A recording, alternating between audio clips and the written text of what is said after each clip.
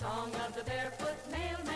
They tell tall tales down Florida land about a famous barefoot man. He walked by night and he walked by day, carrying the mail for the USA. Charles Pierce took a 3-month-long cruise on the 11th of March 1885, and by the time he arrived back home to Hypoluxo in Florida on the 12th of August, 3 new settlers from Kentucky had arrived. They were bachelors named Andrew Garnett, James Hamilton, and James Porter, living together in their newly built house, and were planting crops when Pierce met them.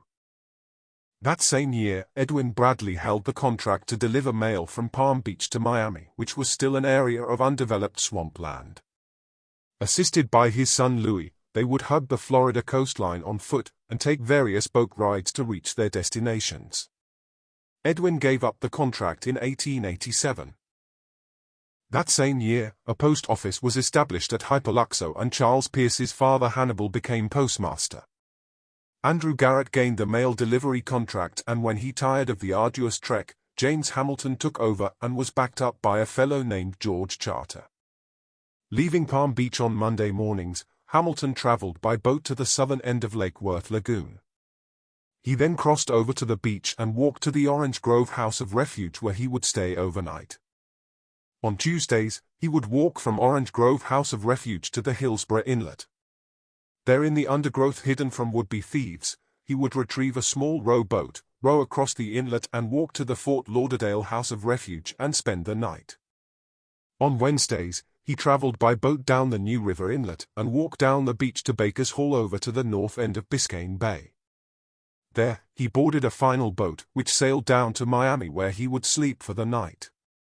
On Thursday mornings, he would leave Miami and perform the same trip in reverse, arriving back at Hypoluxo on Saturdays, and begin the whole process again each Monday. The entire 2-way journey was 136 miles. 56 of those miles were by boat and 80 by foot. Almost half a century later, these postal workers became famously known as the barefoot mailmen. On Monday the 11th of October 1887, James Hamilton left Palm Beach and arrived as usual to sleep that night at the Orange Grove House of Refuge, which was being run by Steve Andrews. On Tuesday morning after breakfast, he went south on foot, destined for the Fort Lauderdale House of Refuge being run by George Coman. Coman wasn't alarmed, but thought it strange when Hamilton didn't arrive there to sleep on Tuesday night. But when no mail carrier had appeared on the Thursday for the usual return trip, his suspicions grew deeper. Back in Hypoluxo, Charles Pierce was expecting Hamilton to return home at noon on Saturday, the 15th of October, and when there was no sign of him, he was not concerned and assumed he must be taking a rest somewhere along his journey.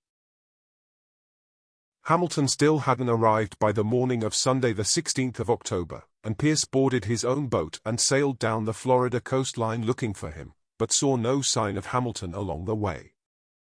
He returned home, unable to shake the feeling something was very wrong.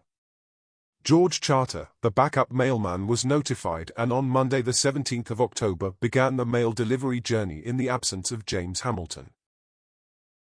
Charter arrived at the Orange Grove House of Refuge on the night of Monday the 17th, but gathered scant details from Steve Andrews confirming James Hamilton had arrived there the previous Monday and departed on Tuesday the 12th, destined for Fort Lauderdale. It had now been 5 days since Hamilton was last seen. Around 8 o'clock that night, George Charter and Steve Andrews were inside the Orange Grove House of Refuge when they heard a man calling out from the beach. It was George Coman from the Fort Lauderdale House of Refuge. He was bringing bad news. James Hamilton was dead. He hadn't arrived at Fort Lauderdale on the Tuesday 12th, as sharks had eaten him as he crossed the Hillsborough Inlet. According to Coman, Hamilton's clothing had been found inside his mailbag, hanging from a sea grape tree, and his underwear lay discarded on the north bank of the inlet. Coman also said a stranger, coming from the north, had arrived at the Fort Lauderdale House of Refuge on Monday the 12th, the day prior to Hamilton's scheduled arrival. The man told Coman hunters had transported him by boat to the south side of the inlet. But Coman now suspected this was a lie, and that the stranger had found Hamilton's boat and used it to cross the inlet, and this meant, when Hamilton arrived at the site, he he had to discard his clothing and swim across the inlet to retrieve it. In the process of doing so, the 33-year-old was attacked and consumed by the sharks, never to be seen again. Charles Pearce struggled to believe Hamilton's supposed cause of death, and traveled to Hillsborough Inlet to investigate the site for himself. He acknowledged sharks did frequent the area, but on his arrival he saw none. Rather, what he found was numerous alligator tracks, and in his later memoirs, he said the inlet was swarming with them. He believed that the alligators rather than sharks played a part in Hamilton's disappearance. Charles Pearce died in 1939. Years later, some of his memoirs were edited by the late author and historian, Donald W. Curl, and published in the 1970 book titled Pioneer Life in Southeast Florida. Readers of this book and those who retell the story of James Hamilton perpetuate the idea that what really happened to him will always remain a mystery.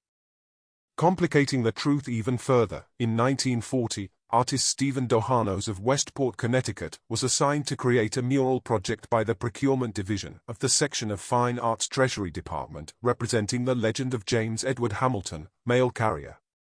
In doing so, he depicted Hamilton rowing past alligators, which cemented people's belief that this was how Hamilton met his fate.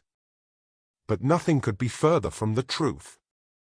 Particularly because the shark attack was witnessed by a fisherman named Waring, and at the time of the incident, his story was circulated in newspapers around the world. Waring told reporters the following. I was about a half a mile from the Hillsborough Inlet when I saw Hamilton get into his boat to cross. There was an unusual amount of sharks in the area, and just as Hamilton reached the center of the inlet, a huge one drove at the boat and bit a piece off the gunwale. Hamilton struck the sharks, but nothing could drive them off. Both of his oars were bitten in two. He stood in the middle of the boat and looked up and saw me and called out to me. As he shouted out, a huge shark rushed his boat and hit it with a tremendous blow. Before I could take in the full measure of what was happening, he was thrown into the water, and I heard him cry out as the sharks started to devour him. As soon as I recovered my senses, I went to the Fort Lauderdale House of Refuge and told George Coleman what I saw. Okeechobee, Seminole, Seminole, song of the barefoot mailman. Song of the barefoot mailman. They tell tall tales down Florida land about a famous barefoot man. He walked by night and he walked by day, carrying the mail for the USA.